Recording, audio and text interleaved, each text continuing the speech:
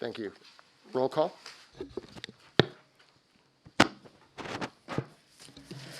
Director Chan? Present. Director Coleman? President Katz? Present. Director Linney? Director McIntosh? Here. Director Patterson? Director Young? I'm here. Good morning, everyone. I am going to announce that Director Coleman is stepping down as president for personal reasons, and I will be running the meeting until the election of a new president. This is our Customer Assistance Program workshop this morning. Staff will review 2022 Customer Assistance Program activities and our other matters listed on the agenda for our workshop today. General Manager Chan. Do we want to do public comments first or after? Yeah, I will take public comment as it's listed on the agenda now, and we'll also call for public comment after the presentation. Okay, I do have one speaker card, and I'm checking to see if currently there are no hands raised for public comment, so let me hand you this speaker card.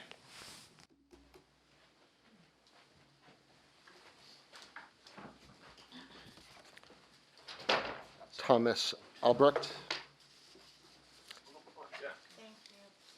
Yes, you have 3 minutes. Awesome. Thanks for having me. I'll make this quick. I've been working with Andrew Lee. First of all, I'm from Spectrum Community Services in Alameda County. We serve Alameda County for 50 plus years. We service elderly over 60, offer 6 different programs, and we offer an energy program as well too. So I've been working with Andrew and his staff since June of 2022 and a little bit before that to administer the LIWAP program.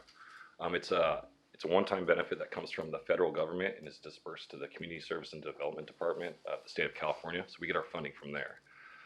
Andrew and EBMUD, they've been the biggest, your clients have been the biggest recipients of the LIWAP program. And what we found so far is clients know us at Spectrum for being in the community for over 50 years, and they're coming to us as a resource for this. But what we've noticed in the data that we've been able to exchange and share is a lot of the clients that are enrolling in the LIWAP program to get this one-time benefit are not taking advantage of the CAP program that you guys have on board. So what we've done is we've included the applications as a mailer when we send out applications to our clients.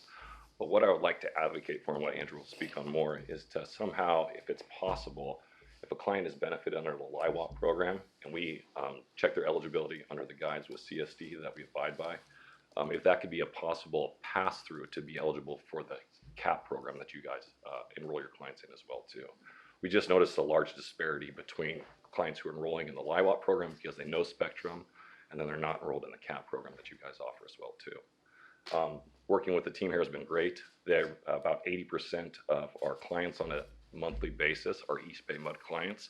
We have all the water utilities enrolled in Alameda County, but by far EBMUD clients have received the bulk of the LIWAP dollars that we have to us. So we're just trying to extend the benefits to your clients to offer them that CAP program too. And if you need any more details on the eligibility of how we process our clients with the state of California, I'm happy to share that with you or answer any questions. Thank you. Yeah.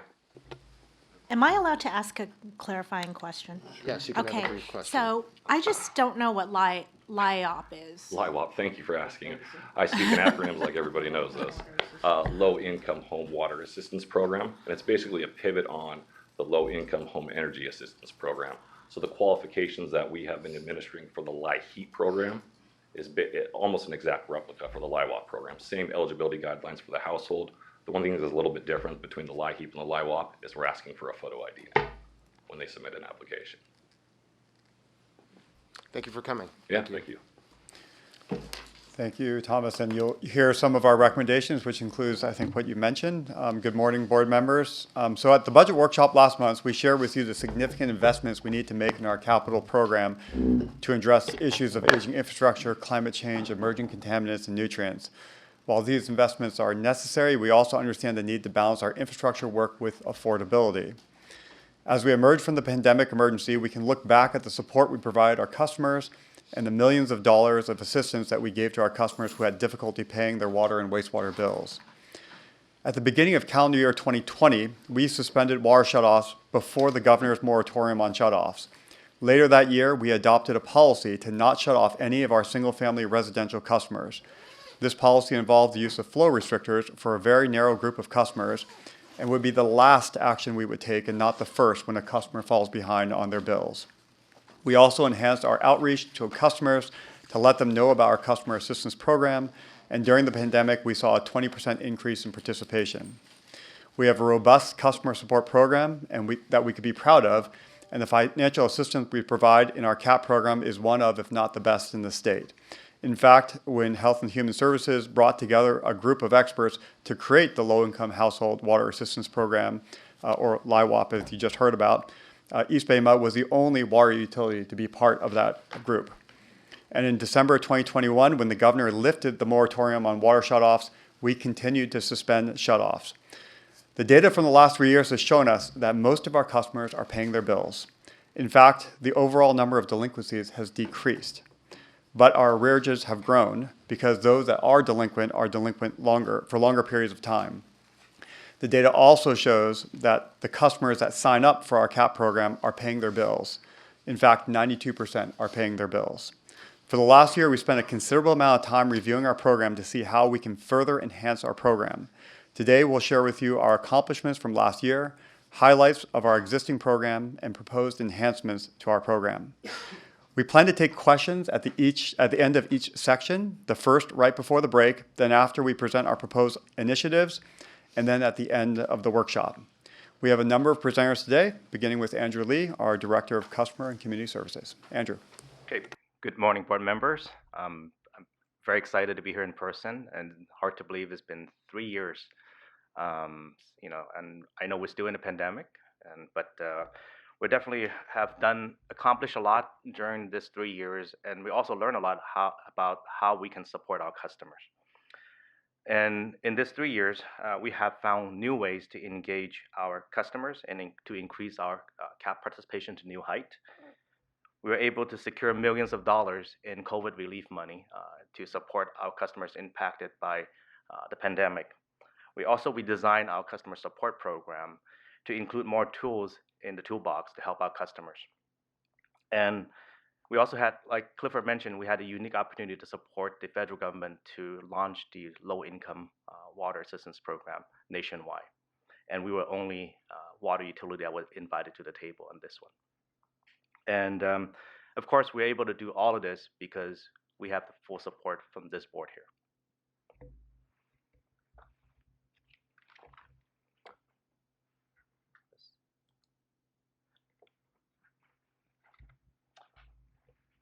So over the years, I obviously spent a lot of time looking at what other utilities are doing from the perspective of customer assistance, and I have to say we probably have one of the best program all around, if not the best. And even though we have one of the best program around out there, there's always room for improvement. And for this year's workshop, our focus is really to find more ways to do even more for our customers. So that said, here's today's agenda. We will start by going over some of our 2022 highlights and also activities. We're going to review with the board where we are with our arrearages and also how we're going to manage that arrearage. We're going to give an update on our customer support program and review some of the underlying goals of the program and some of the strategy we use to achieve those goals. And of course, we're going to go into discuss some of the new initiatives that we proposed for 2023 and some of the enhancements we're going to make to the existing program. And then we're going to go over some of the next steps. So here are today's presenters. But before I pass it over to Latrice King to share some highlights and key activities for 2022, I do just want to take a second to acknowledge all the amazing work our staff have been doing for the CAP program. From promoting our program to processing over 7,000 CAP applications this year, to working long hours to secure millions of dollars in relief funding on behalf of our customers impacted by the pandemic. They definitely have made a very positive impact in our community. And without mentioning any names, I just want to say thank you to all of those that have their hands on the program. And because of that hard work, our program continues to be one of the best out there. Okay, so I'm going to have Latrice King come up here to provide the board an update on what some of the highlights from 2022 and also key activities.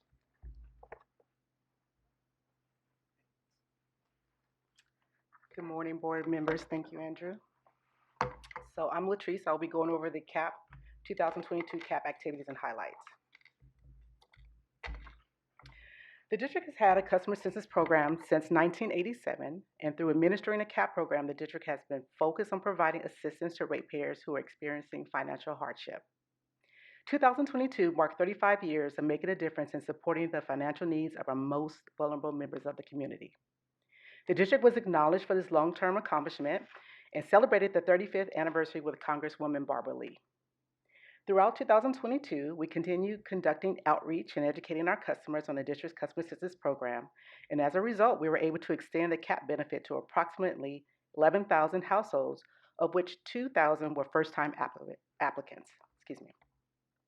Another great benefit for customers on the district's customer census program is that CAP customers are now benefiting from an additional added credit on the city sewer collection charges from all 3 cities that we collect on behalf of. And those cities are Oakland, Berkeley, and Emeryville. Berkeley and Emeryville's credit for CAP customers are currently at 35%.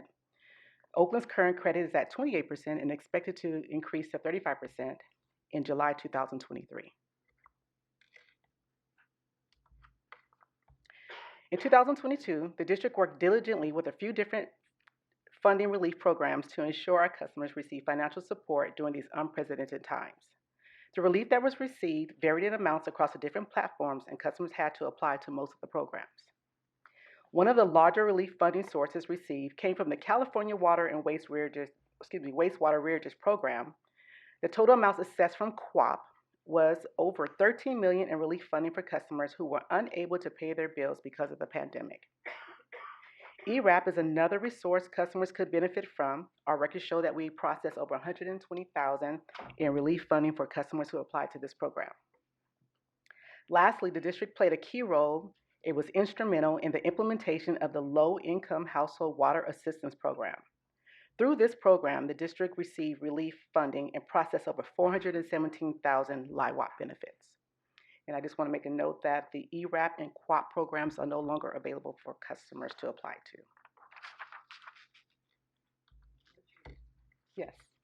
Just a quick question. With regards to the emergency rental assistance program, how did we work with that? I'm not clear. I know that, I think Andrew probably has a little bit more information on it. Okay. I'll let him talk about that. So how the program works is that they do include a utility piece like electric and water into their rental, the overall package they deliver to the recipients. So we're able to work with the cities and the counties that has that program to make sure that they cover the water piece. But they did transition out of that because they had the state program, the QUAP, and also LIWAP. That's why there, some programs have at least sunsetted the utility piece on it. Okay. I was curious because it's housing, something we don't. It is, but the key thing is they want to keep the folks in the home by covering the total package. All right, that makes sense. All right, thank you. Okay, moving on to slide 7. Okay. Assisting more customers on CAP comes with more expenditures, and over the past 10 years, the expenditures have continued to increase. In 2022, the program cost over $3.76 million and is expected to exceed that amount in 2023.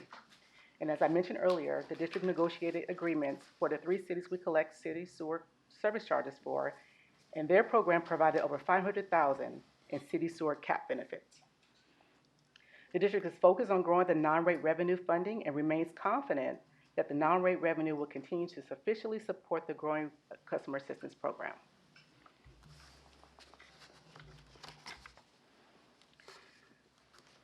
So there's no one-size-fits-all when it comes to helping customers with affordability issues, and we understand the challenges our customers were and continue to deal with as it relates to balancing affordability concerns. Keeping this in mind, the district quickly modified policy during the pandemic to support the community with the following support options. The district took swift action to keeping water on for all customers as early as March 2020 and extended the shut-off moratorium for both non-residential and residential customers far past the state's emergency declaration ending date of December 31st, 2021. In fact, single-family residents are still under the EBMUD moratorium extension. We've been very focused on collaborating with agencies for assistance to secure relief funding for our customers. We proactively refer customers to outside agencies for financial assistance. We continue conducting CAP outreach, promoting of the district's Water Lifeline donation program, and simplifying the CAP application process. Latrice, just a clarification. We actually went back to January 2020, correct? In terms of not making sure that customers who were shut off leading up to March 2020 were Right. turned back, restored service? Yeah, that's correct. So people who were shut off because of non-payment were restored. Right, back to. Going back further. Going back as far as we could find records, Yes. right? Okay. Okay. Let's see. So we provided over 46,000 in flexible payment plans and waived over 1.7 million in late fees. And these are just a few things we've been doing to support customers in needs. The district is also exploring other customer support programs, which will be discussed later on in the presentation. So I'll pause here for any questions.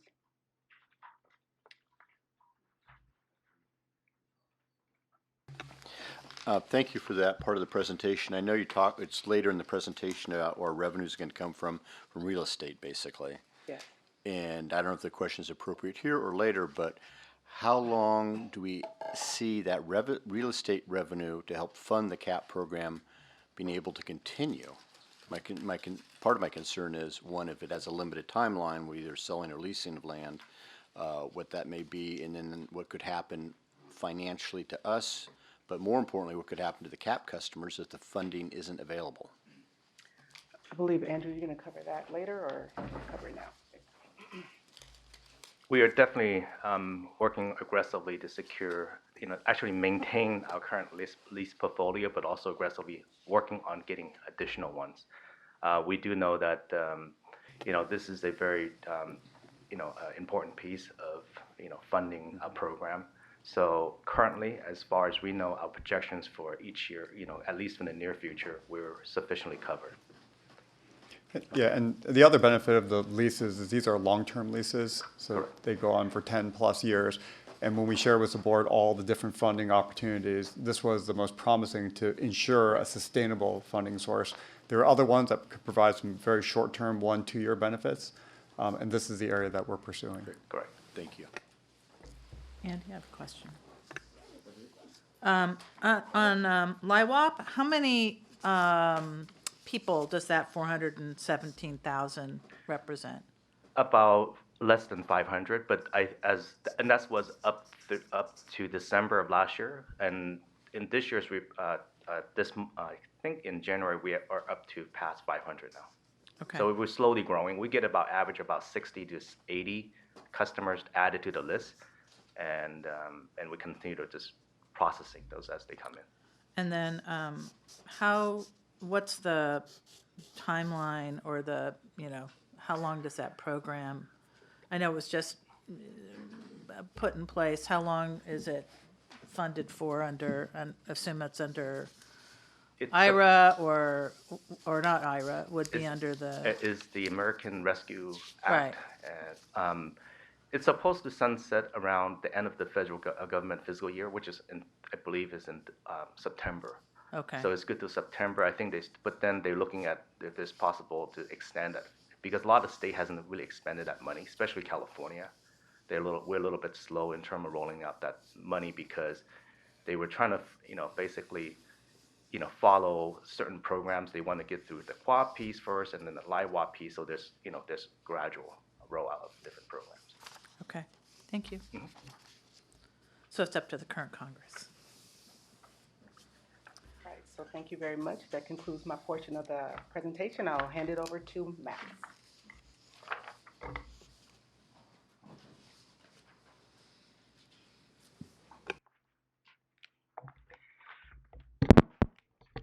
Thank you, Latrice. Good morning, members of the board, General Manager Chan, and guests. My name's Max Slow, and I'll be discussing the bill payment trends over the last 3 years as our customers, along with ourselves, make our way through this post-pandemic world. To summarize, since the pandemic, we've noticed with our delinquency trends that overall delinquencies have decreased slightly. Our data tells us that single-family residential accounts have decreased while our multi-family residentials held steady. And our residential, non-residential, or commercial accounts delinquencies increased. Again, since the pandemic, we've seen overall delinquencies decrease slightly. However, our arrearages have increased significantly, as you will see during my presentation. The good news is that most customers continue paying their water bill on time. We have yet another year behind us, and now we have a 6-year trend for comparison purposes. When looking at all accounts in total, we notice that our monthly average of delinquent accounts, those accounts paid later than 60 days, has remained steady, with a slight decrease. The vast majority, or 95%, do remit their payments within 60 days. Just a reminder why 60 days is important. This is when our billing system recognizes that the account is not paid on time and begins the district's payment collection process. As we take a closer look by customer type, we see that the 60-day delinquencies for single-family residential customers has decreased. 95% of these customers remit their payments within 60 days. Important point is that 92% of the CAP customers are making timely payments. Our data suggests that if a customer signs up and are aware that they're enrolled in our customer assistance program, they're more likely to pay their bills on time. The same trend continues when we look at our multifamily customers. 95% of this customer group also makes their payments within 60 days. The remaining 5% will be subject to the district's lien authority, where multifamily residential accounts where the landlord or property owner is a customer of record will not experience the shutoff, as their past due water bills will be recovered through liens and the property tax bills. Lastly, our non-residential customers, commercials like our small locally owned businesses, are no exemption, with a slight downward trend, with 96% making payments within 60 days. Even though our number of delinquent commercial accounts increased during COVID, 96% is a very remarkable number. Now, we're going to take a closer look at our district arrearage trends.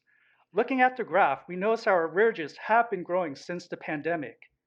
As you can see on the right-hand side of the graph, our arrearages did experience a drop when the district received COVID relief payments from the State Water Board to assist customers with past due bills. Staff worked to issue credits to eligible customer accounts in February 2022 and July of 2022. I do want to note, even though COVID relief helped reduce their arrearages, it did not reduce our arrearages back to our pre-COVID levels. Our arrearages currently totaled at $19 million as of December of 2022. Where we have seen significant increases is a group of customers paying more than 100 days late. Single-family customers paying more than 100 days late has quadrupled from just under 2,600 in 2018 to over 11,000 as of 2022. And our non-residential customers in this category are up from 222 accounts in 2018 to 964 as of the end of 2022. Or 3% of our accounts have bills that have not been paid within 100 days. In the past, this would have provoked a disconnect notice for those accounts. However, back then most customers ultimately brought those accounts current and avoided being disconnected. Just to summarize, where delinquencies are decreasing, the number of delinquent accounts have almost quadrupled. This is why we're seeing arrearages increase significantly, as we saw in our previous slide. Yes. Thank you. Non-residential, is that business, industry, government, so Yes. on? And how many of the businesses, let's say government doesn't go out of business, but how many of the businesses have maybe shut their door? Do we know that number as a result for the steep increase? businesses that have closed down, like, restaurants that closed. Check with Andrew if he has that information. We don't have the exact number, but we have found out that some businesses, when we went out there in the last few months or so, we did found that there's some bars and restaurants, some small businesses did close down. So they weren't responsive. So those will be written off, and I would just be curious if how many of the non-residential are businesses that shut their doors. If we can gather that information, if not, we can't. Yeah, I'm not sure if we can get that exact number, Okay. but with definitely that amount, if the business closed out, then those arrearages would go to write-off. Okay, thank you.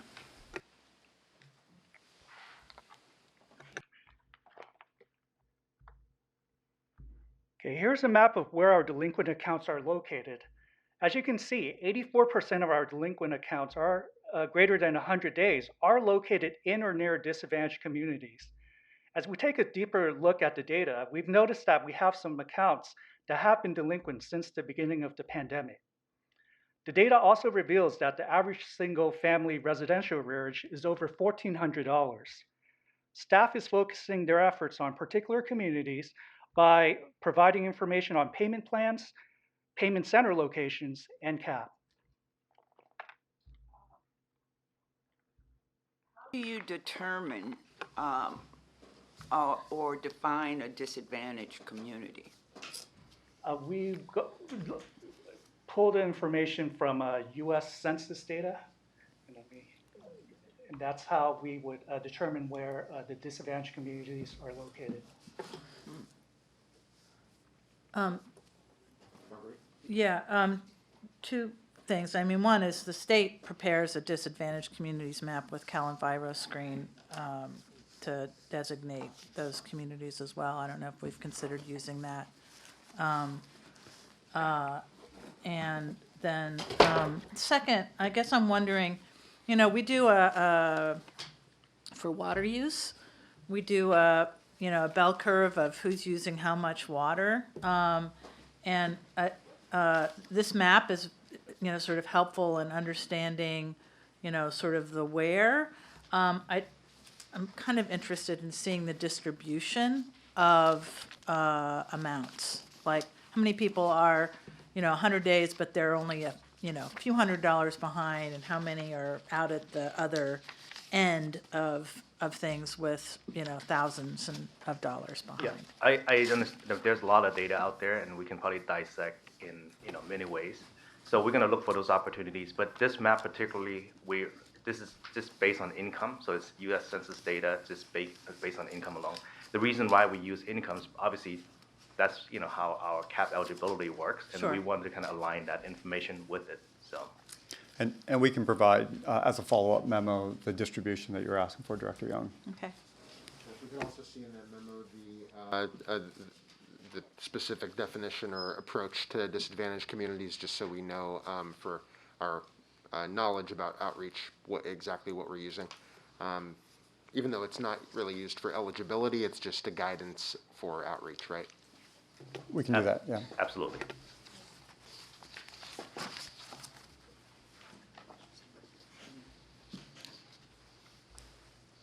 Okay, now I'm going to share with the board current actions we're going to be taking and future actions on how to address our arrearages. The past couple of years has been challenging for our customers and businesses impacted by the pandemic. During this time, commercial or non-residential accounts were not subject to the state's shutoff moratorium. However, the district extended the shutoff moratorium not just to our single-family residential customers, but to our local businesses and commercial accounts as well. After 2.5 years, in October of 2022, the district resumed the shutoff process to our non-residential accounts after an extensive outreach effort. Notifications were sent to customers and accounts affected. In some cases, staff had to follow through with the shutoff order. With the combination of notices and follow-through with the shutoffs, 93% responded by making payment arrangements. Now, we're going to shift to our arrearage management plan for our single-family residential customers. In December of 2020, the board adopted a resolution authorizing staff to develop an implementation plan to incorporate flow restrictors into the district's payment collection process as an alternative to water shutoffs. When the customers developed this policy, the goal was to keep water on for customers delinquent on their bills and focus on helping customers with financial hardships through payment plans, identifying other options to maintain full water service. As a reminder, the flow restrictor will be used as our very last resort to remind the customers to pay their overdue bills, since the district has the responsibility to collect on the service provided. However, shutoffs will occur in some situations where there's device tampering to restore normal water flow, water theft activities, or conditions that pose a threat to public health. Okay, the intent of the no shutoff policy is that no single-family residential customer will experience a water shutoff. For starters, any single-family residential customer that have a medical certification or any customers that have made payment arrangements will not see an impact. Additionally, accounts that have the property owner as a customer of record will not experience the shutoff, as their past due water bills will be recovered through liens and the property tax bills, just like our multifamily lien program. There will be a small group of single-family residential customers that could receive a flow restrictor. Those customers are the ones that have not responded to the district's extensive outreach effort to set up payment arrangements after over 100 days. And it's applied to only the renters who are the customer of record for the district. As we are taking steps to launch the no shutoff policy to single-family residential accounts, our plan is to begin messaging our customers and community partners in April of 2023. As you can see from our flow restrictor notification guideline on the left of this slide, we will be providing plenty of notifications and outreach to our customers.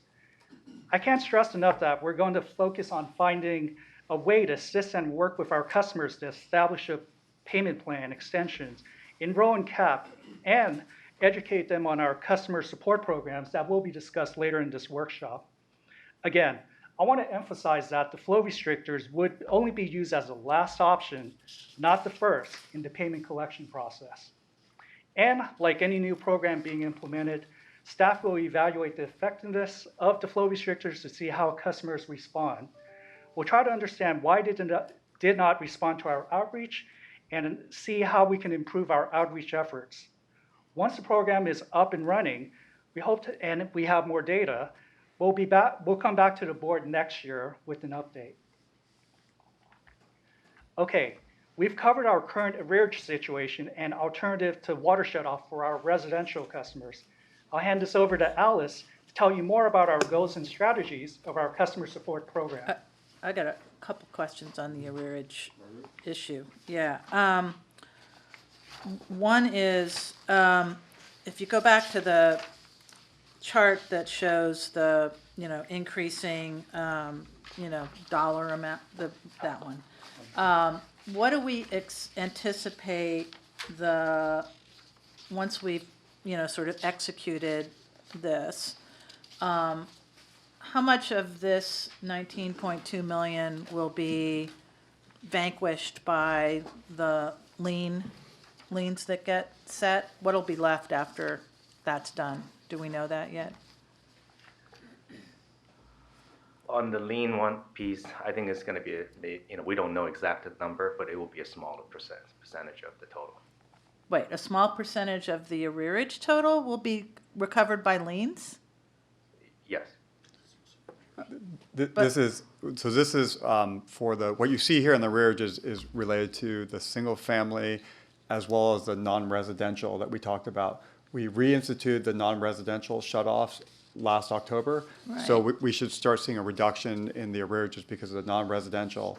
For the single family, the renters, once we start the flow restrictor program in April. I'm not talking about that. I'm talking about owner-occupied account, single-family accounts. Mm-hmm.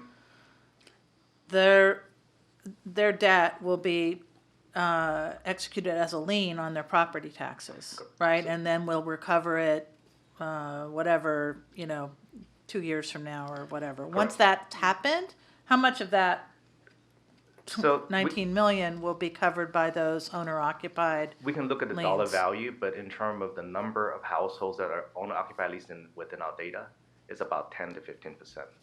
The rest of them either did not, provide that information as, if I'm an owner or renter in our system, but because of that, we assume that a majority of those, 11,000 customers who are delinquent are either renters or they. Oh, that's way different than what my presumption was. My presumption was that we were looking at renters, or primarily owners, not renters, who are the payers of the water bills. Yeah, the owner, owner bill payers definitely is the smaller percentage of the total. That's exactly the opposite of what my understanding has been during this entire time. But, okay, I'm glad I asked the question. Okay. Yeah, that's all for now. Thank you. Thank you, Max. Good morning, members of the board. Happy Valentine's Day. So my name is Alice Toohey. I'm our Environmental Affairs Officer here at East Bay MUD. I was, up until a few months ago, I was the manager of water conservation. And so I was really pleased when Andrew asked me to come back and help talk about some of the programs that we were working on when I was in that department. We're going to start off by just kind of going over our overall current program goals and strategies. And then we're going to talk about some of the new initiatives that we've been working on. And there will be a break in the middle. So to start out, we have a pretty robust safety net here at East Bay MUD that we've been, working on. It includes our CAP program that you've heard a lot of discussion. It includes LIWAP and trying to get arrearages. But we really try to take a holistic approach to supporting our customers in need. Our goals include addressing customer financial challenges, increasing CAP participation, reducing delinquencies and arrearages, really focusing on understanding our community's needs and meeting them, and then, of course, ensuring that we have sufficient non-rate revenue for these programs. And so I'm going to be talking a little bit about some of these different goals and our strategies for meeting them. So in terms of addressing customer financial challenges, obviously our CAP program is the cornerstone of that goal. We provide very generous CAP benefits and eligibility thresholds. You can see here on this chart over on the right, the amount of CAP accounts and the amount of money that we've been kind of distributing to CAP customers has increased over time. You can see a pretty significant jump in 2020, obviously, when we had the pandemic and a number of folks were out of work and were unable to pay their bills and applied for CAP. So I think it speaks to the importance of this program, not just on a kind of year-to-year basis, but also it's helpful to have this program that we can leverage during those types of emergencies. Some of the key takeaways, we, in the past 10 years, have provided over $20 million in CAP benefits to our customers. We have one of the most generous kind of eligibility thresholds. This chart shows a comparison of some of the different water agencies in the state of California that have customer assistance programs and shows their eligibility limits. Just a reminder, because I always have to remind myself of this, a higher eligibility threshold is more generous. That means that more people are able to take advantage of the program. So you can see here that East Bay MUD, for a one-person household, anybody who's making who has an income of $57,150 or more is eligible for the benefit. And then, of course, for each additional person in the household, the threshold increases. But our program is not just generous in terms of our eligibility. It's also very generous in terms of the level of support that we provide. I'm not going to go through the entire chart, but this chart does kind of show the breakdown of a customer's bill. This is an example of a customer that lives in the city of Oakland. So you can see that they're getting a CAP credit from the district of $70.13. That includes their water CAP credit and their wastewater CAP credit. As Latrice mentioned earlier, we've also been doing a lot of work with the cities and agencies that provide sewerage service. For example, City of Oakland, Emeryville, Berkeley, we collect their sewer fees as a pass-through, and we've been able to work with those cities so that they offer a benefit to CAP customers as well. So you can see here that a district customer in Oakland is saving not just that $70 from the district, but they're also getting a credit from the City of Oakland for $25. So that works out to be a total of about $96 per bill. Over the course of a year, that's over $500 in savings. So for a family, that's over $500 in savings that they can put towards food, medicine, education, what have you. So it's a very generous benefit. We also have a leak adjustment policy. And again, this is important for helping customers facing financial challenges. We know that leaks can create a really significant financial hardship for our customers. There's the cost of actually fixing the leak, and then of course there's the resulting high water bill. So we do offer a leak adjustment policy. We revised it in 2021 to be even more generous. Normally, when a customer comes to us and they prove that they have a leak and that they fixed it, we will give them a 50% credit for the cost that's associated with the leak. So for example, we'll look at their past water bills and say, yeah, your leak resulted in, let's say, an additional $100 in charges. We'll give you, $50 of that back. But in 2021, we did modify that policy so that we actually are able to allow an even greater financial support to customers who meet certain qualifications. Last year, we processed 4,662 leak adjustments for a total cost of $1.65 million. And then we also have a lot of programs to help customers find leaks more quickly. That includes the furlough meter rebate program that conservation offers, as well as the leak alerts. Our software system is able to look at, kind of monitor customers' water use, identify patterns of high use, and send email and even print leak alerts so that customers know that they have a leak and they can hopefully fix it more quickly. And later on after the break, I'm going to be talking about some new programs that we're looking at that will help even more with addressing leaks. So, in terms of customer financial challenges, we know that even with services like CAP, there are occasions where customers experience emergencies. So we like to promote our Water Lifeline program. This is a partnership with St. Vincent de Paul Society of Alameda County and the Richmond Community Foundation for Contra Costa County that supports CAP customers who are facing financial emergencies. So someone loses their job, has some kind of medical emergency. A lot of this money comes from donations from employees. We've provided over $30,000 in relief to customers, and we're continuing to do outreach and education to make sure that customers know that this pot of money is available to them. And we very much appreciate working with these partners, St. Vincent de Paul and the Richmond Community Foundation, who help administer this program for us. So switching gears a little bit, obviously the financial support is great, but customers need to know about it and be able to access it. So there are some strategies that we've worked on related to increasing participation in the CAP program. Most notably, during the COVID pandemic, we launched an online application to make it easier for customers to apply. It's a one-page application. As you can see, it's available in multiple languages.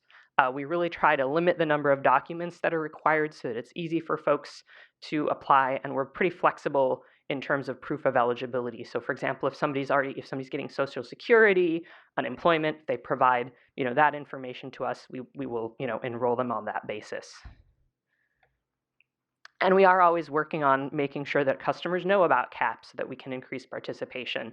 You can see this is a pretty long list of our outreach and education efforts. We've done advertisements at transit shelters and on bus routes. We've done digital ads that are very targeted in terms of the district's demographics and zip code. We've used the U.S. Postal Service's informed delivery. You can also see in the upper right there, during the drought when we had our partnership with KTVU for advertising, we leveraged that also to make sure that folks knew about our CAP program.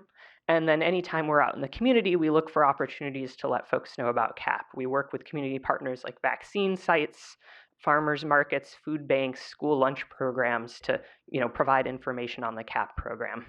And we've also done targeted outreach to homeless shelters, actually in some cases, making calls to these organizations to let them know about the CAP program.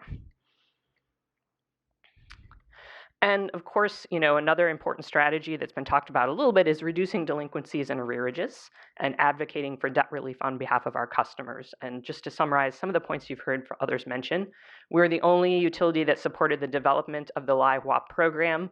We've secured over $417,000 in LIWAP benefits, over $13 million in relief from QWAP, which is the California Water and Wastewater Arrearages Payment Program that covers water and wastewater, and then over $120,000 in ERAP benefits.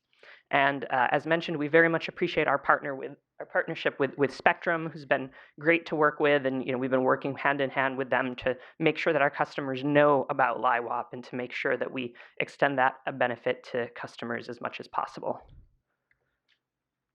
And I do want to mention outreach as well, just in terms of delinquencies. And this is kind of similar to the chart that Max showed you, but what I really want to highlight here is just the amount of outreach that we do to customers. We do extensive outreach when customers are having issues with non-payment. That includes mailers, door hangers, phone calls, actually going out and knocking on doors in some cases, and doing outbound calls. And I can speak from experience that our field services staff under Latrice are very diligent and really make a lot of efforts to connect with customers to let them know what's going on and to let them know about the options that they have. One thing I want to mention here is that you can see that last kind of orange arrow, that 3 days later. That is a new step. We didn't do that in the past, but we have added that because, again, we really want to make sure that we reach customers and let them know about options like payment plans and extensions. And we do try to make it as convenient as possible for people to pay. We offer very flexible payment plans, extensions that can be customized. There are a lot of different ways customers can pay their bills. They can pay it online, by phone, and we have 55 convenient payment centers located throughout the East Bay, shown in this map, where customers can go and pay their bill in cash if that's easier for them. And in 2022, actually over 26,000 payments were made at these community centers. So we see that it is meeting a need, particularly for folks who maybe for whatever reason don't have a credit card or a checking account. They can still pay their bill. What are those locations? Are they like Walgreens or things like that? Okay. Yeah, it's a lot of them are, I think, actually like locations like CVS, Lucky's, that type of thing where they have payment centers. Yeah. And I just do want to mention, oh, sorry, go ahead. Of a payment center? I think a lot of them offer this service from multiple agencies, but you can go in and just basically make your payment in cash. That's, I think, the main benefit. I don't know if you want to do that. The payment center, it doesn't have the record of the payment. They just bring in their slip from the bill, and then here's the cash. And Correct. There's a bar on top of our bill. They just have to scan it, pay it, and it goes directly to our account, and it's run through a vendor that we have selected. And it's no cost to the people who actually choose to use it. So it's very convenient and it's easy. Okay, thank you. We had a presentation on this several years ago, quite a few years ago. I'd forgotten how it worked. You probably hear a lot of presentations, I'm guessing. And I do want to just mention that a lot of these things that we've talked about, these are really best practices. The U.S. Water Alliance Association issued a report, actually 2 reports last year, where they talked about guiding principles for the water sector and the bigger picture of water affordability. And we do think that a lot of our programs and initiatives are in line with those best practices. So that was good to see. So we're going to now, I can pause for questions, and then we have a break before we move on to talk a little bit about some of our new initiatives. Are there questions? Go ahead. Oh, yes, Okay. Director Chen. Okay, thank you. So I have a question about this Spectrum, and what communities does Spectrum serve? I believe Spectrum covers, I think, Alameda and Contra Costa. I don't know. Yeah. Yeah, so we particularly cover just all of Alameda County. So All there's of Alameda County. Contra Costa County is actually administered by the county of Contra Costa. So the LIWAP and LIHEAP program all go through Contra Costa County, but we just cover Alameda. Okay, and I'm just wondering, how much outreach is done in Contra Costa County then? I would have to say not as much as in Alameda County, because we have, at the very beginning of rollout of LIWAP, we've done extensive outreach to the Health Services Department, and we haven't got a response back. Okay, thank you. I have a question on LIWAP as well. What is the total amount of funding available that could be spent in Alameda or in our service area for LIWAP? Do we know that information?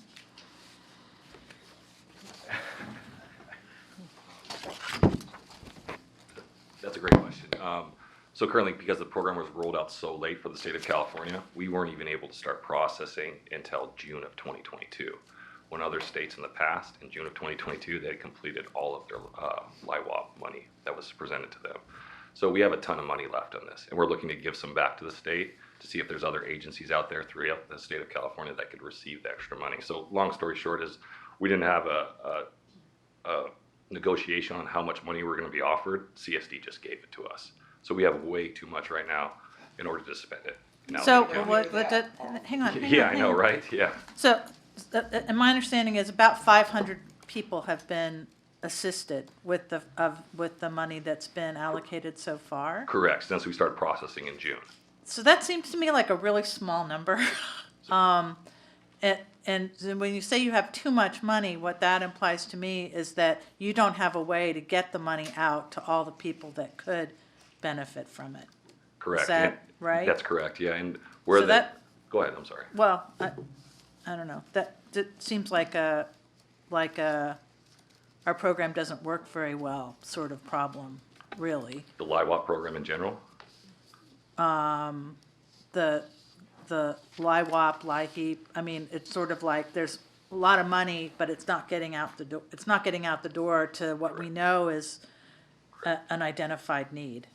Yes, and I can speak a little bit to that of the way the state developed it. Yeah, I think it's a larger, Sure. We have a larger issue. We have some proposed initiatives that may address some of that type of concern. Yeah, I mean, that's more about somebody else's program, not ours, I think. Though we could coordinate. And then the other question or comment I have, and maybe this could be brought up after the break as well, is, I started my career as an organizer, as a door-to-door canvasser. So I know the power of person-to-person contact and outreach. And I guess I'm wondering, what more we should or could be thinking about deploying in terms of really contacting the people that are behind those, whatever relatively small number in a more proactive, warmer touch of, the door knocking and outreach. Yeah, and that is, you're going to hear about that. That's one of our proposed initiatives to work with some of the community-based organizations to see what else can we do to reach out to these customers that aren't responding to us. And what you also heard earlier today is when you look at those people that we do install flow restrictors on, we want to get feedback from them as well and work with community-based organizations to say, why didn't you reach out to us? Like, what else could we have done? Because once you connect with us, we sign you up for a payment plan extension, and we would have never gotten to that point. So we see some value in working with the community-based organizations to help us kind of close this gap that you're talking about so that we can outreach to more of our customers. And that is a proposed initiative you'll hear in the second half. One thing, if I may, just one thing I want to add to that too is, in addition to the outreach to specific customers, I think we are trying to grow our just sort of community presence. And for example, I know when I was in water conservation, as we sort of got through the pandemic and started doing more tabling and events, we made sure that conservation staff are trained enough in CAP so that they can speak about it, and that if we're out in the community, we always have CAP brochures and applications so that if, we do see an opportunity. So I think part of it is just in general, making sure that all our district employees are ambassadors, and whenever we are out in the community, we're letting folks know about this. Right. Lisa? This is a follow-up to April's question about Contra Costa County. And Andrew, you said we didn't get a response from Contra Costa Health Department. I have not. Can we follow up on that? I mean, maybe a presentation to the Board of Soups, or, I had this conversation with my sister yesterday evening about this program, and she's a social worker for Contra Costa County High Cap, and she was saying that they don't know about this program. Don't know about LIWOP? Yeah, or our customer assistance program at all. They don't know. Mm-hmm. So can we do a follow-up on that? Absolutely. I would love to connect with more people about our program and LIWOP, because really the key strategy here is really have as many people help us promote the program as possible. I think the word of mouth is very powerful. The slide, the map on slide 17 clearly shows a very concentrated disadvantaged community in West Contra Costa County, and there's a rich network of CBOs that are, the county supervisor who represents that area, and perhaps members of our board do have connections to CBOs that can help us complete that outreach. So I don't have a solution off the top of my head for South County that's in our district. It's not as concentrated. Outreach there might be more difficult, but I think for West County we will have CBO options to finish the job. Yeah. We'll definitely welcome any type of partnership, any type of support we can get there. So. If there's anything I can do to support you in South County, please let me know. Yes. Okay. So that takes us to a break. I do want to make sure that we have time for board discussion, because that's a pretty important part of reacting to the proposed initiatives.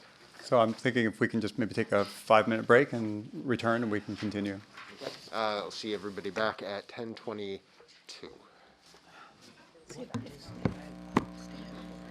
Low income, it's in here somewhere. Income household water assistance program.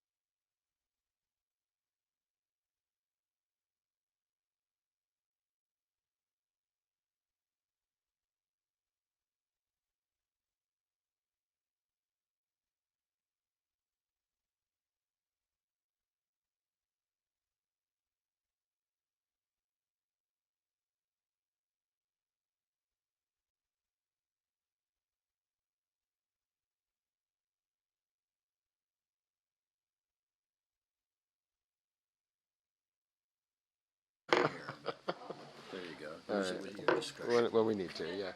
All right. Coming back from break, and we'll move on to proposed initiatives and enhancements. One moment, let me just make sure.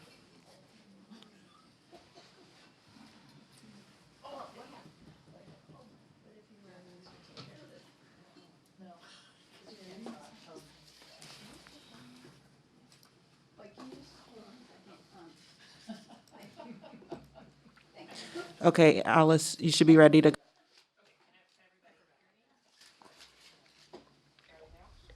Can everybody hear me? Fantastic. Okay, we are back from our break. Thank you, everyone. Okay, so we're going to talk now a little bit about some of our proposed initiatives and enhancements. And I think one of the, sort of key takeaways here is, I think one of a staff person and member in conservation, Holly Cow, put it really well. Once we were talking about it, she said, we have a really great safety net, but a safety net does have some holes in it, right? And I think we want to think about making this a more robust financial support program.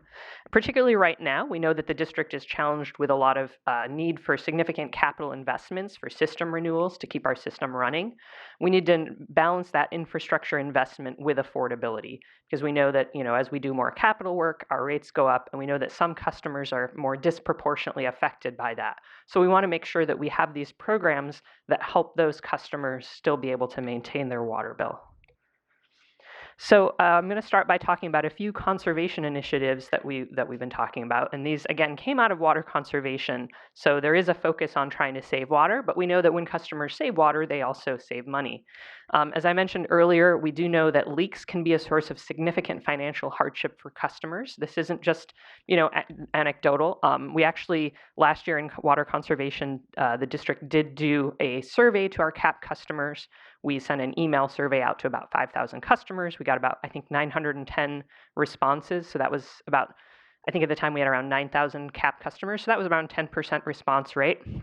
Customers were interested in, finding ways to work with the district to save water. And we did hear specifically from customers who were very concerned about leaks. As I mentioned, we know that, leaks can cause a number of issues for customers. There's the cost of actually fixing the leak. There's potential property damage if it's a severe leak. And then they end up with a really high water bill. So it can create this snowball effect that really makes it difficult for a customer to catch up. We also know that the district is spending a lot of money on our leak adjustment program. As I mentioned, last year we spent over $1.6 million on leak adjustments. So, we think that there's a great opportunity here to both conserve water and provide this support for customers so that they're not falling behind. There are a number of other water agencies that have programs like this. San Antonio Water System is the most famous. They have their Plumbers to People program that's been in operation for, I think, over 20 years, where they hire plumbers that will, go out and make repairs for customers. It's really interesting talking to them about the way they've also been able to utilize that program as emergency response. You might remember, I think it was last year, the Austin area, Texas had that big freeze. Well, not surprisingly, Texas, where they weren't expecting that kind of weather, there were just tons of customers that had pipe breaks. And so San Antonio was able to leverage this program, their existing contracts with plumbers, to actually go out and restore water much more quickly for those customers. It's really inspiring to talk to them. There's a similar program at City of Sacramento, Leak Free Sacramento. It's been in operation for a few years. They started out with some grant funding. During the pandemic, because they weren't interested so much in going inside people's homes, they started focusing more on doing sort of house line repairs. So we would model our program after those successful programs. In essence, the way it would work is the district would contract with plumbers. And, just to be clear, that we're talking about doing work on the customer side of the meter, things like repairing toilets, fixing house line leaks. So it's a little different than the work our plumbers normally work on. To be eligible, customers would need to belong to the CAP program or a different listed assistance program. So if we identify a leak, either through our own system or if a customer contacts us that has a leak, staff would then work with the district's contractor to verify that leak, make sure that it met our qualifications, and then the district plumber would go out and do repairs. Now, obviously, this is a little bit of a new type of program for us. There are some risks associated with hiring a plumber to go and do work on the customer side of the property. We think there are ways to manage that risk through insurance requirements and making sure that we work with plumbers that are, licensed and bonded. And we would have to think about long-term funding. Yes? Alice, this is a significant change. I know when I and probably other board members have had calls about leaks, we always say, well, if it's past the meter, it's your responsibility, and we've never given out the plumbers' names, companies, or anything else as to who they should contact. So now we're looking at doing this, and there is a lot of liability, maybe, and I would just wonder if this is something that should be, quite frankly, be more than just a CAP program if we're going in that direction. And one of the things I would have concern about is making sure, I know they have to be bonded, so I don't know if they're bonded, if they have to be, I'm trying to think how this is, if somebody has, let's say, a sexual, on that list, whatever that list is. Oh, the sexual offender, Yes. registered sex offender, that kind of thing. Are they going to be prevented from going into a home? That's a good question. I mean, I think those are things that we can definitely look at when we develop the RFP. We can make it pretty strict in terms of the eligibility requirements. I will say, again, from talking to SAWS, San Antonio Water System, who's been doing a similar program for 20 years, they've never had a lawsuit. They've had very few complaints. But I think that is, what we're proposing for starters is just like a one-year pilot. And I think that is something that we would want to think very carefully about is, how we're structuring the RFP to hire these contractors, what the requirements, the minimum requirements are that people would have to participate. And I think we would want to, especially during that first year, be holding their hand pretty closely. So for example, when they first go out to check and verify the leak, we might send staff out to verify as well, that kind of thing. So staff would not be verifying the leak. It would be a plumber who, somebody who's in the program calls and says, I have a leak. So we wouldn't be going out to verify? Well, I think we would do some level of verification first to make sure they have a leak. I guess what I mean is when the plumber actually goes out to sort of do the assessment and give us an estimate of cost, we'd probably want to have somebody with them for that as well. Yeah. Okay, and what are we looking at for cost for this one-year pilot? Yeah, so for 1 year, we're looking at high end around $250,000. Okay. That includes staff costs to administer. That includes costs for a plumber. That's based on some assumptions of, looking at the number of CAP customers we have, average, I think we assumed like 25% of our customers have leaks, or we made some assumptions about how many different types of leaks we would be repairing. So yeah, we're talking about initially doing a 1 year pilot. Okay, thank you. Yeah, and certainly, the need for long-term funding and certainly managing risks, is something we've already started having conversations with legal and risk management, and we would make sure they were very involved in that. Okay, thanks. Can I ask you? Sure. Just district contracted plumbers available, is that something we've done in the past? Is that unprecedented? It's pretty new. I think there are the closest is I think the district has on occasion had plumbers who've done, if like pressure relief and things like that, but. Yes, so Yeah.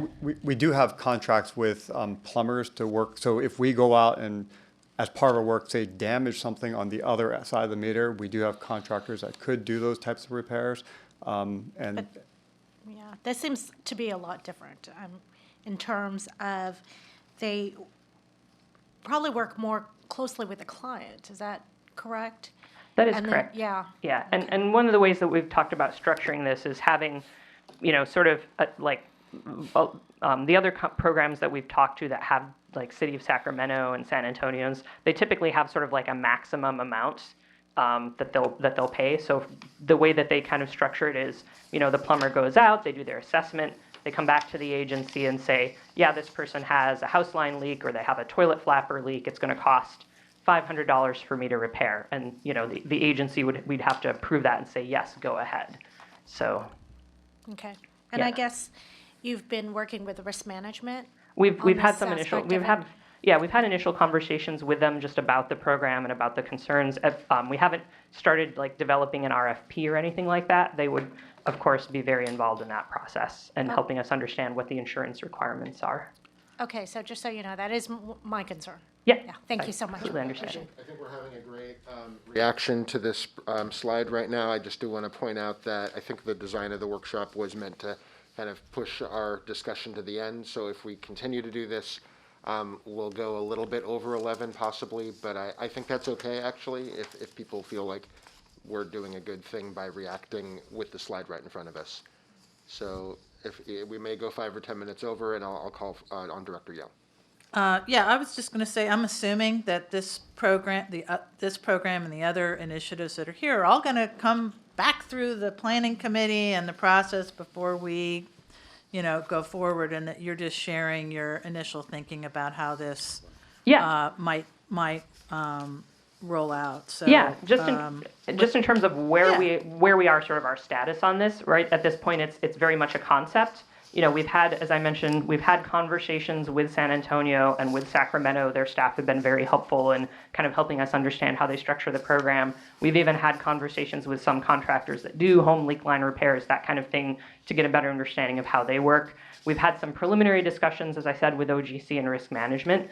We did want to kind of get board feedback on these different initiatives before we go to the next step, which would be, more kind of fleshing out our program guidelines, really developing how the program would work, and then ultimately taking the step of actually, doing an RFP and advertising the program. So we do have a ways to go before we actually would actually implement this. And Yeah. Yeah. I mean, the thing that, one of the thing that comes to mind, drawing from sort of water conservation,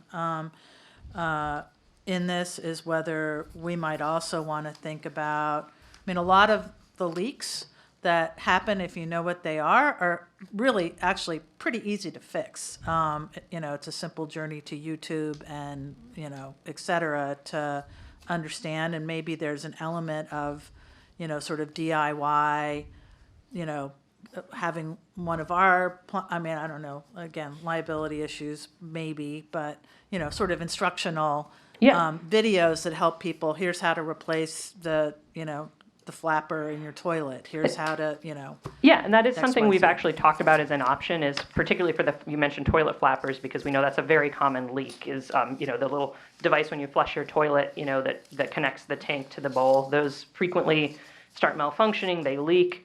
It can seem small, but those can really add up. I mean, you hear of customers who have, waste thousands of gallons of water a day just from a flapper that's running continuously. So one option we've discussed is maybe if we identify that as an issue, if it's something that the customer thinks they can manage, we can actually just order the replacement part for them, the flapper, and they can install it themselves. We do think it's important in some cases to have this option of the plumber because we know in some cases, for various reasons, customers are not able to do the work themselves. John? Just real quick follow-up, in addition to the committee that Marguerite talked about, it should be hopefully going to the finance committee too, since we're talking potentially about long terms. Are the video, which is a great idea, could we put a video up on our webpage now? We do. Okay. We have. Great. I haven't looked at it. Yeah, we Thank have. you. I'm not sure how many we've done at this point, but I know Water Conservation, when I was there, and I think they're continuing to do this, they do have a number of videos up on the website about things like identifying leaks Okay, and, fantastic. How to fix them. I think we do have some of that. The trick with toilet flappers is you have to make sure you're getting the right model for your toilet, because otherwise it can actually make things worse. Right. So that's the one piece that's a little bit tricky sometimes. Okay. And finally, the folks who might be coming in from outside of our house, so to speak, the plumbers, are they going to be union certified? That is something that we can certainly look at. Yeah, There aren't very many residential plumbers that are union. I'm sorry, what? There aren't very many union residential plumbers. Oh, okay.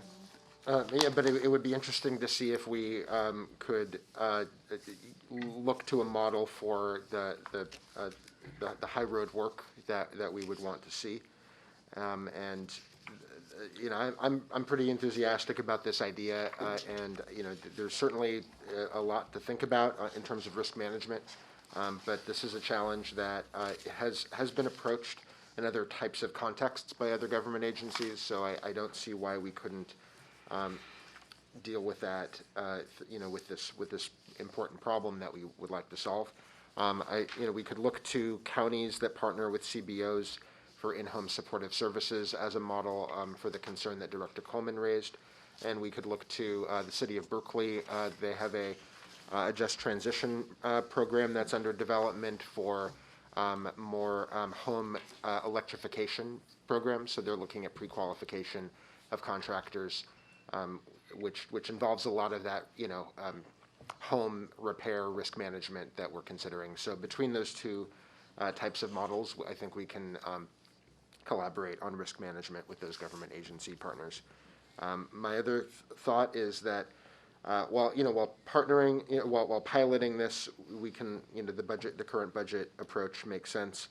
If we're having success, and this is something that is benefiting our conservation mission, if we should look at why couldn't rate revenue be a funding source if we're getting conservation benefits? That is a great question, and that is something that we've been having discussions with legal about. I think part of the issue there is, if you're sort of targeting a particular customer class, but there are ways to deal with that. I believe when we talked last time, we talked to the City of Sacramento.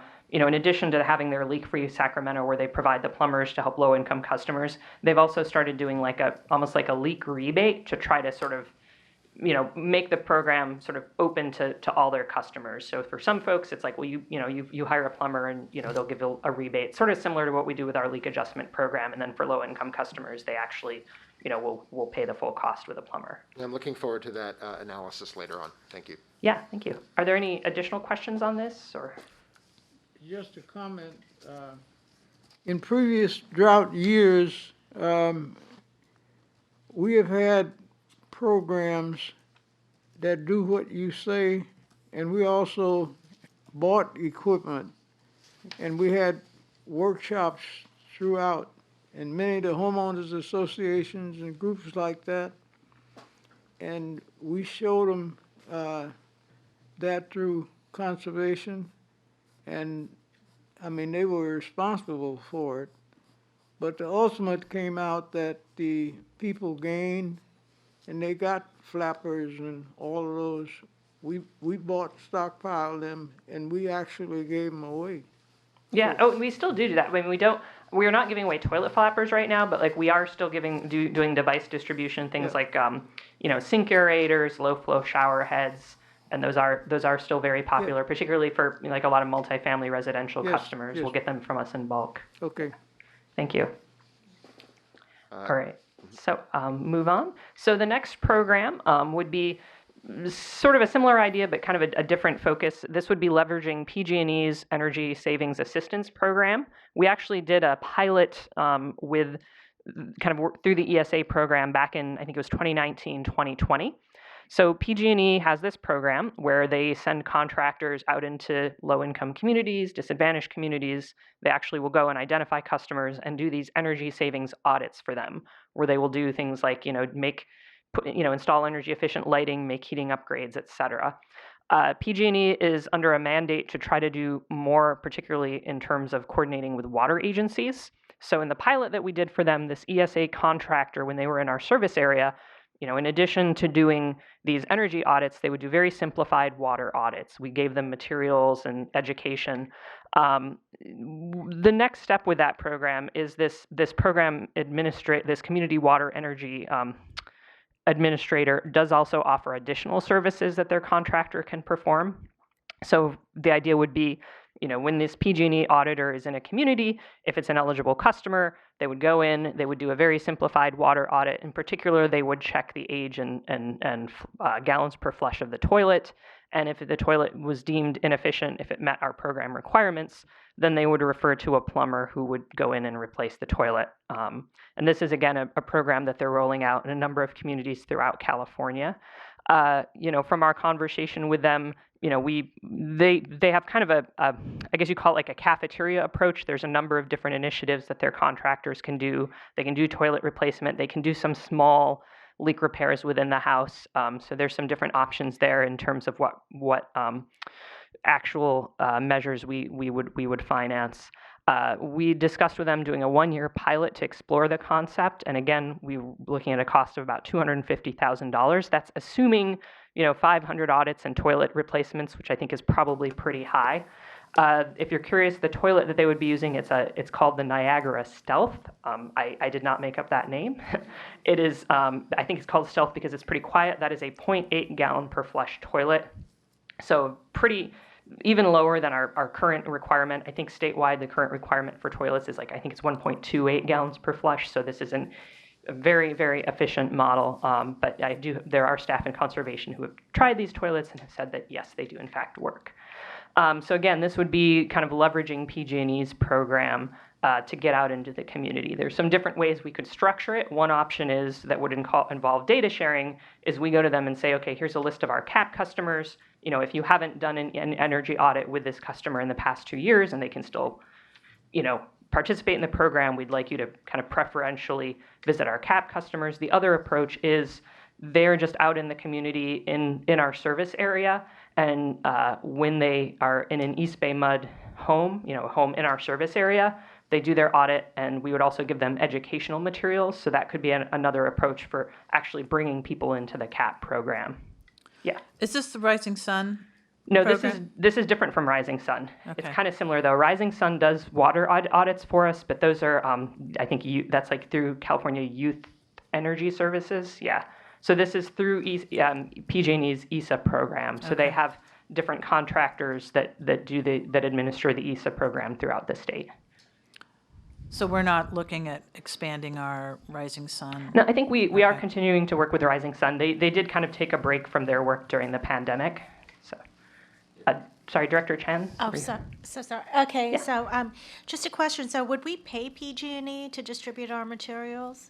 Well, we'd be paying, it wouldn't be PG&E, it would be the contractor. So PG&E currently, last time we checked, has one contractor who's basically authorized to administer this community water program. So we would be contracting with that contractor, not with PG&E. And how does PG&E fit? And I'm sorry if I've lost something. Yeah, here. so I mean, in most cases, it's kind of just, getting more bang for the buck because this the contractor they're already doing these ESA audits in our service area. So they're already out in the communities. So it's kind of like, well, while you're there doing the energy audit, you do this water piece as well. So it's a little bit lower cost than if we were to hire them just to, go out into the neighborhood if they weren't already doing the PG&E piece. I see. Thank you.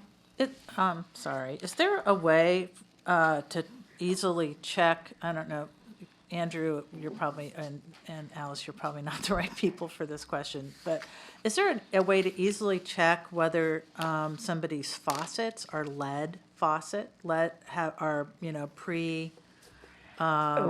lead-free That is plumbing a fixtures? great question. I don't know that there's, I don't know, Clifford, if you want to speak to that, I don't know if there's an easy way to tell based on age of the housing stock. Yeah, I mean, just by looking at the faucet, I mean, some are obviously older and they'll have higher lead content. Right now, Dave Briggs and the operations group, we're looking at that specifically to see if we can better understand not only what the lead content might be in certain homes, especially multifamily homes with renters, but see if there's kind of a gap in terms of maybe some areas where we're missing that might have lead faucets. So we will come back to the board with some ideas that we have in that particular area. Yeah, I just thought, this is that Yeah. same might as well kind of idea. And that's something too, I mean, if we do go with a program like this where the contractor's out and, we're giving them information to give to these customers, that's, we could certainly ask them to promote our lead testing program as well, so. So, Director, you were thinking of a visual test to recommend. I'm just wondering whether there's a way to tell how old, I mean, you can tell with your refrigerator, you open the thing and it says how old it is, but with a faucet, Yeah, I wonder if it's correlated to building construction year, and if we could just look to building permit data, to the extent that data was even yeah, except collected people back then. replace their faucets and stuff. Yeah. Yeah, So it would be tricky. we're going to explore this and see if we can understand that problem better. Okay, thank you.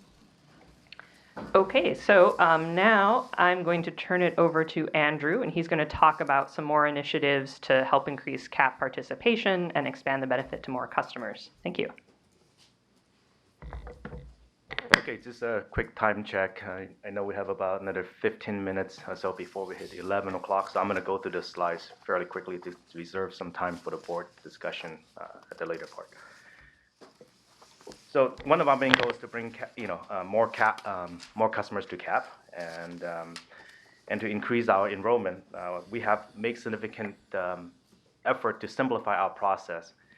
And even though we all have a simple application, obviously there's always ways to make more improvements. And we are looking for feedback from the community to make sure we are hitting the right target and making sure the right improvements are being made in the application process. So to make the application better, we will be looking at opportunity to partner with our community partners, and we're going to look for opportunity to hold focus groups at local community meeting locations to review our CAP applications, to really examine the process, see how well it works. And if they do identify areas for improvement, we definitely want to work on those. And again, we want to have a very well coordinated process, and we're going to be working with other organizations out there that enroll in customers in LIHEAP, LIWAP, and SNAP to really increase the level of awareness of our program. That's really one of the main goals here.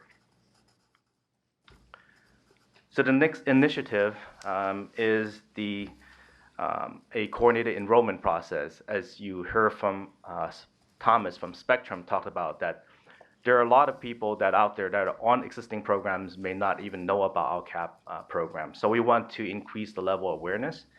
And just why this would be a huge benefit is that you can see that on the table here.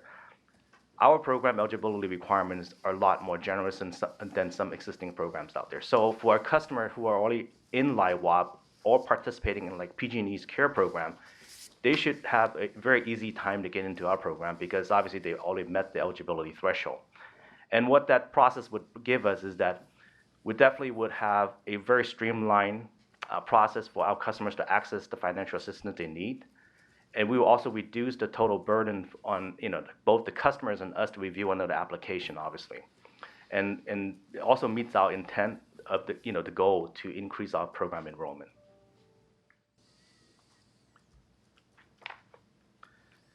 So for this process to work really well is that we do need to share data between the agencies and us. We did some, like I said, some early studies with the LIWAP data we've been receiving from Spectrum that out of, only 207 of the 454 LIWAP recipients right now are currently on CAP. So we have a gap. And so one of our goal is to bring those folks into CAP automatically. and of course with your approval from the board, that we will auto-enroll the all LIWAP recipients into our program. And we will continue to have discussions with other agencies out there like PG&E, and also LIHEAP, the local administrator of that program, to explore a more in-depth auto-enrollment process, or at least have them help us promote our CAP program when they meet with their clients to bring them on board for their programs.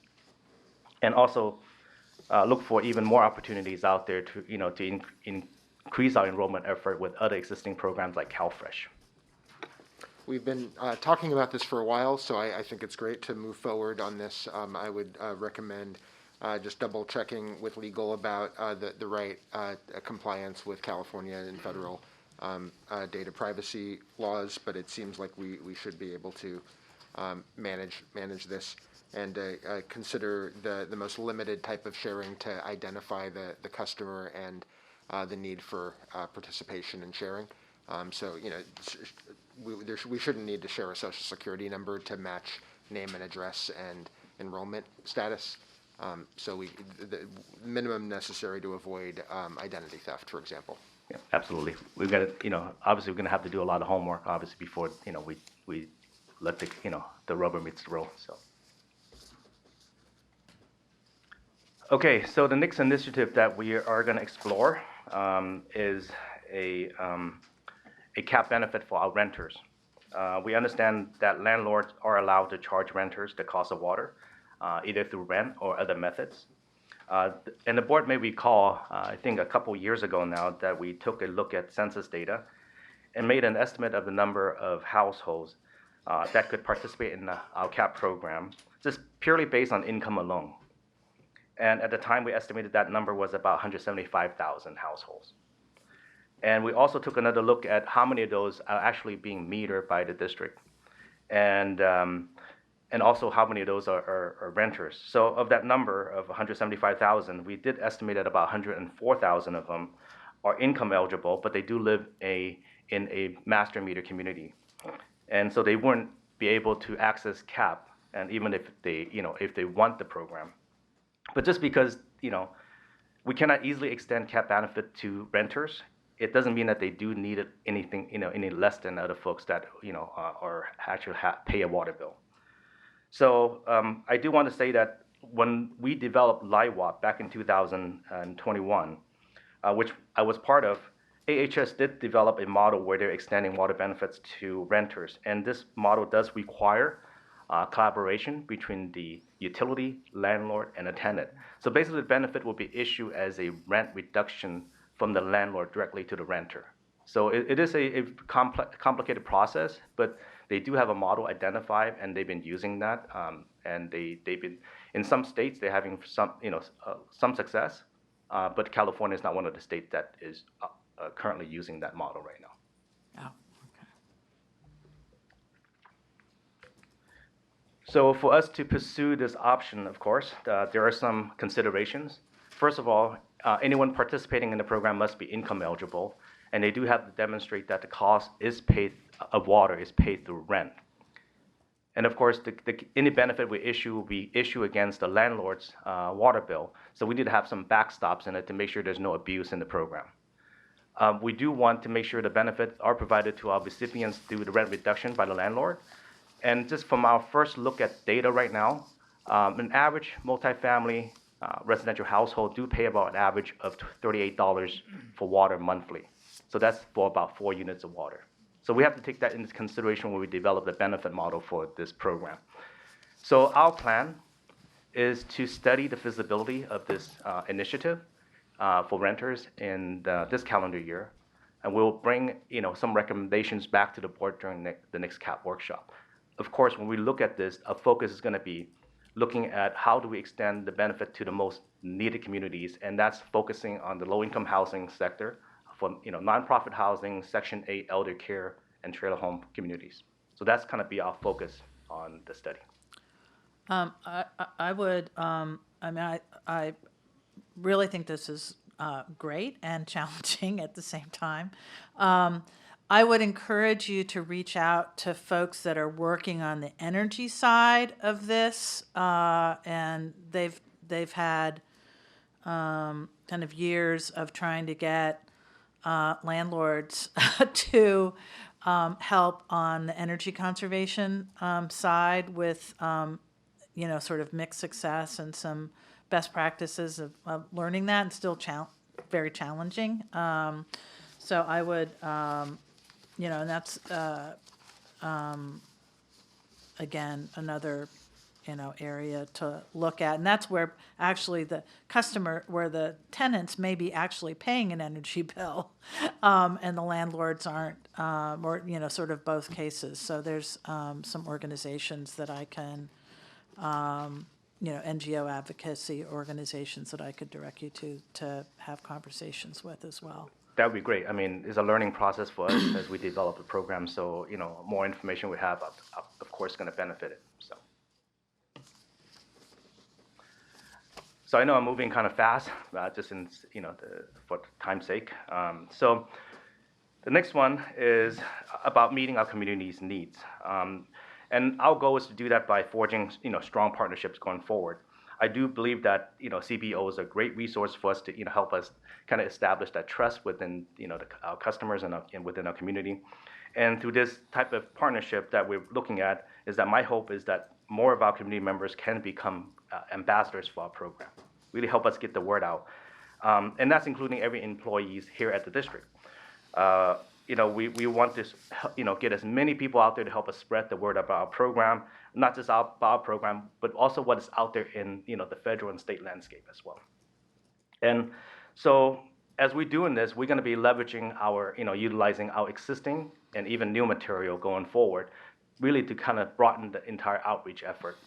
We also want to cross-promote, our CAP program and other, popular material that we already have that our customers already know, like the conservation program or our recreation material that we distribute over time. So, and we're going to do that by adding a QR code to everything that we're going to, launch in the future.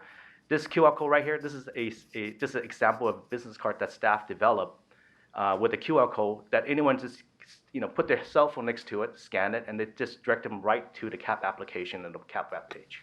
I'm not opposed to a QR code, but a QR code only just takes you to the website, and I wouldn't want to drop our short URL. We have a very short URL, so I do feel like there's still space to have that there for somebody who is alienated by the code, and we still want them to know how to get to the website. So if we're putting that information out there, I would recommend not dropping the URL.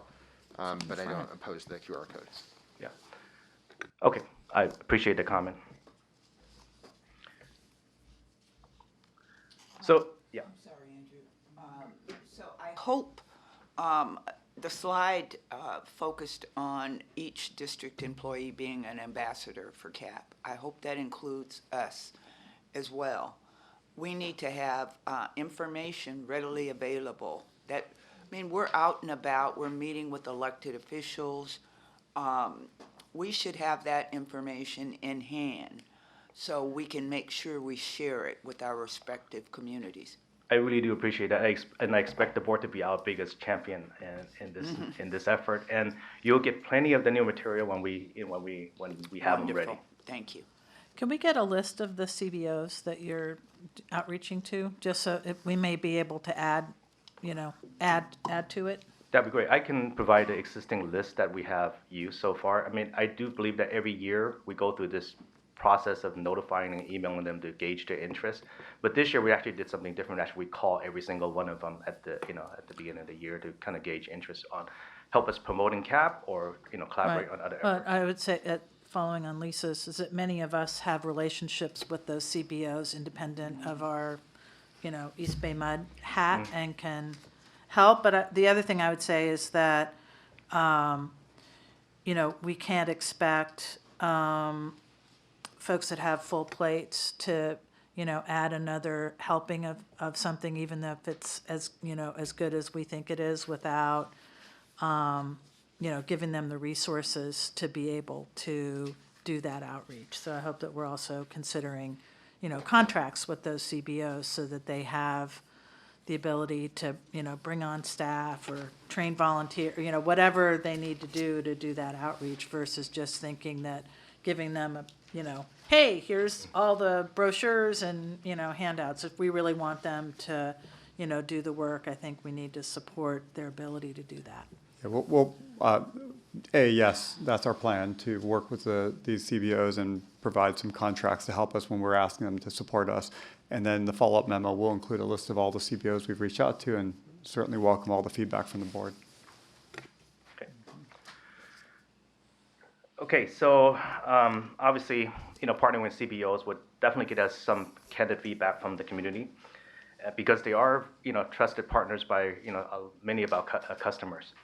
And a collaboration with the CBOs and other social service organizations could help, help us form a well-developed, coordinated upstream effort, because our goal is really to get the help to our customers before they, have a big debt on the bill. And that's not just the water bill alone. So if we're going to assemble an upstream support package, my goal is to have the energy side taken care of, the water side taken care of, the sewer, everything combined. So we do want to look ahead, and we want to provide this kind of package to customers, and we want to work with the CBOs and other partners like Spectrum to get the information out there and pre-package that for our customers, so they don't really get in the situation when they have to worry about paying that big bill later on. So the proposed plan going forward, obviously, is to look for opportunity to hold joint, assistance workshop clinics with the CBOs and with the community. We want to kind of look at how we are supporting those through multilingual approach, make sure that we are engaging in a way that is meaningful, that we can actually talk and communicate with the community that we're dealing with, and have listening sessions. We want to hear from our community and see what works for them and what they actually want as good programs, right? I mean, because we may have good program in our eyes, but it may not work for them. So we want to hear from them and see how we can improve based on their feedback. So again, as I mentioned earlier, we have done pretty extensive outreach this year, and I will provide a list of the agencies we have outreach to, and we want to do more, and we want to engage them even more. And the goal is to, at the end of the day, we want to leverage on what CBOs do well. We want to learn from them. We want to use that experience, train our own people to make sure that we kind of share the same experience and talk to our customer with the knowledge of how to help and support them. So one of the other goals here is really to help reduce delinquencies and arrearages. And of course, one of the things, we want to make it easy for customers to pay their bill. We are looking at ways to, currently what we're proposing is that we want to revisit everything that we have as tools for customers to pay their bill. And the goal is to really make it a positive experience for our customer to pay their bill and offer them a multi-channel way to pay, so it's easier for them. We will be looking at new tools going forward and see how to make paying bills easier. And we're also going to be retooling some of our existing communication materials, so to make sure that our customers knows the message and how they can access customer assistance program and other support program along the way, and making sure that message is coming through very clearly when customers get that information from the district. And to do that, of course, our plan is to simplify our payment process. We want to give our customer even more options going forward, and looking at ways to create customized and flexible payment plans where customers actually can manage. So we're also exploring an option where CAP customers can perhaps pay with credit card. If they do need to pay with their credit card, that for that one case, that fee could be waived. So just to summarize, this is what we're going to be focusing on for 2023. Obviously, we're going to be focusing on enhancing our existing program strategy. We're going to look at developing some of the programs we just talked about and initiatives we just talked about. Really, the key, though, is we do want to focus on partnering with our community and make sure everything that we go forward with is what the community needs. And also, of course, we want to get your feedback along the way with the board, either through the committees or at a full board meeting. So just next steps going forward. We have a lot planned for the next 12 months, and it's a big commitment, right? And that commitment will require resources for us to help us execute on all the points that we just talked about. So we will be coming to the board during the next budget cycle for a new position, CAP administrator. And of course, the position that we're looking for is someone that obviously have, good social work skills, that knows what the challenges, the community is facing, and have a deep connection to our community. And of course, customer service centric. And under that position, we would like to, of course, if the board approved this position, we would like to centralize, all the current, the resources we have in different work groups under that position, so we can just centralize and focus that effort in supporting our customers. So just to wrap up, here are our priorities for for this year actually, and we want to advance those initiatives based on your feedback today, and also leverage our centennial activities. We're going to celebrate the centennial, but also want to leverage those activities, to really promote our various program elements.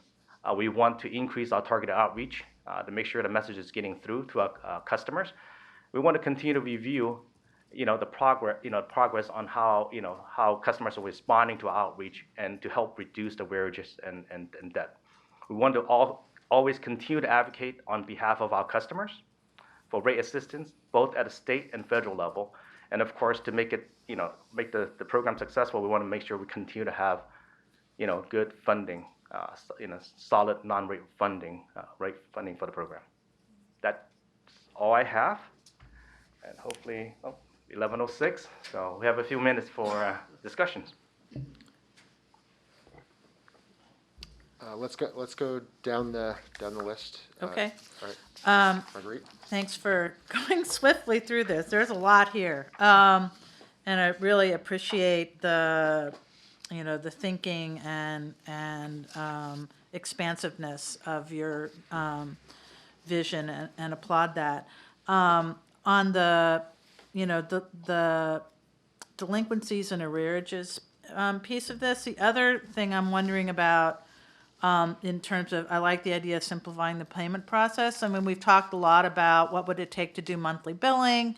What about, though, just doing, I think all of us have experienced this online, pay in 4, pay in 2, whatever thing, where you have an option of making, 2 payments instead of 1, or 4 payments instead of 1, that people could pick when they get their bill, if it's sort of a tough time. Maybe their property tax bill is due, or they have a tuition payment due for their kid, or something like that, and it's just coming at a bad time.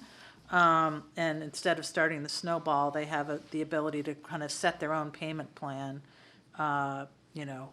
just as part of the standard billing process. Is that something that we could Yeah, explore? as part of that last item that Andrew was talking about, this is, to make it easier, this is something we've looked at. There's a company out there called Promise Pay that we've met with that has a similar concept where you can pay forward, not address arrearages, but kind of paying forward.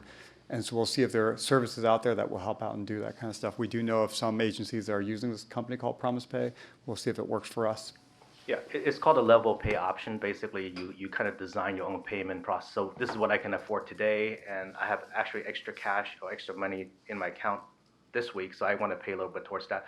We also are looking at that with our current vendor to see if that's something that we can, develop over time too. So we're definitely looking at all those options to make it even more convenient for our customers to pay their bill. Great. And then the other thing I was going to recommend on the CAP administrator position idea is, there's social work, but there's also community organizing, people with community organizing background who've successfully, brought people together to do something, and that's also a demonstration of, deep commitment or deep roots in a neighborhood. Appreciate that comment. Bill? Bill, do you want to comment? One of the things that I'm very pleased about is where we are. You see, in the scheme of things with utilities, right now, PG&E is on fire. because everybody's got extended bills. What our program does, in part, doesn't leave anybody behind, keep the water flowing, and then all of the ingredients we have are to help the customer, reduce the bill, show the leaks, everything on the table. And I'm encouraged by your presentation of future, because you've gone out further. And that's what we need in this time, because we're trying to help the ratepayers, the customers, the people we represent.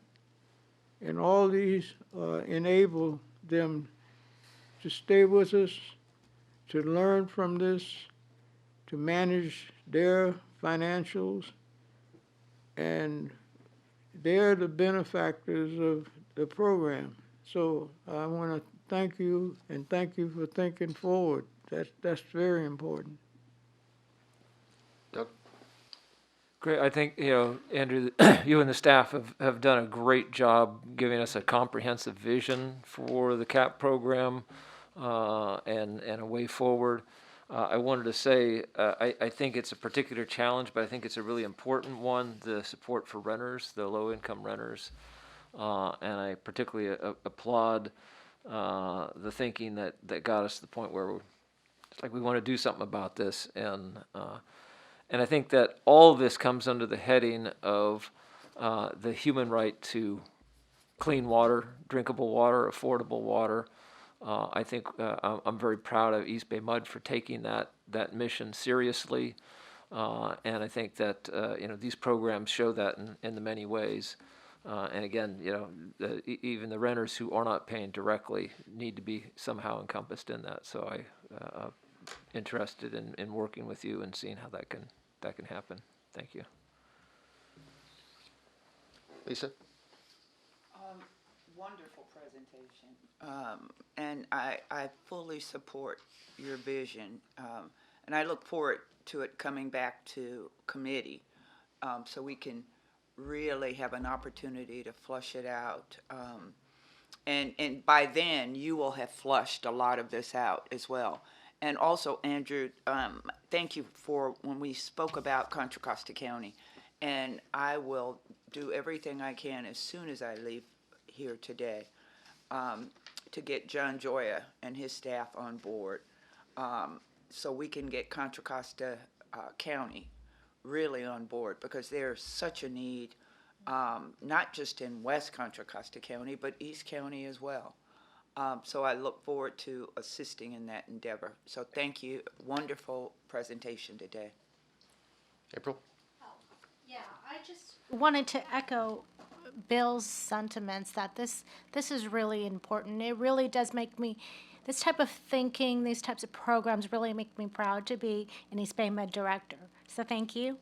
And secondarily, if there's anything that you need from me, please feel free.